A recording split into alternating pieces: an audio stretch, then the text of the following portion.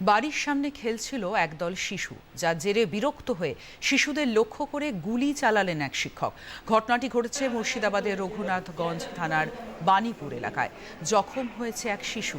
আটক করা হয়েছে অভিযুক্ত শিক্ষক সমীর কুমার মণ্ডলকে। জখম শিশুর বাবা জানিয়েছেন, শিশুদের খেলায় বিরক্ত হয়ে পাখি মারার বন্দুক দিয়ে 4 থেকে 5 রাউন্ড গুলি চালান এই শিক্ষক। এই ঘটনায় আতঙ্কে শিশুরা।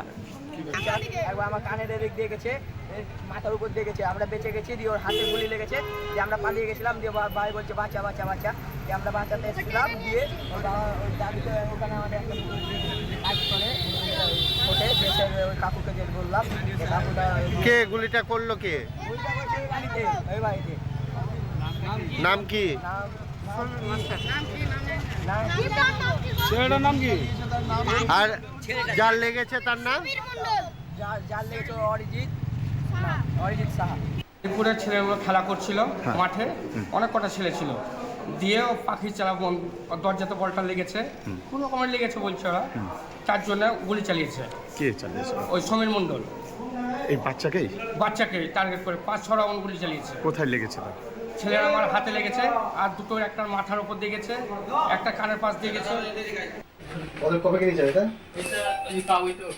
খবর পেয়ে ঘটনাস্থলে যায় রঘুনাথগঞ্জ থানার পুলিশ।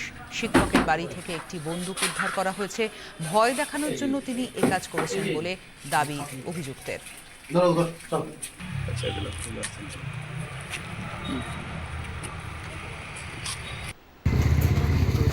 একটা বাচ্চার উপরে গুলি চালাতে পারলেন আপনি? হ্যাঁ, তো বাচ্চা লাগলো কি করে?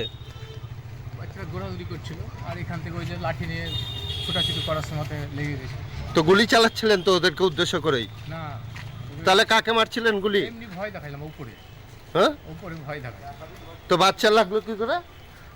বাচ্চা লাগলো বলতে ওই মাঝে মধ্যে কি বাচ্চাদেরকে নিশানা প্র্যাকটিস করেন নাকি গুলি চালিয়ে? একাধিক বাচ্চাকে তো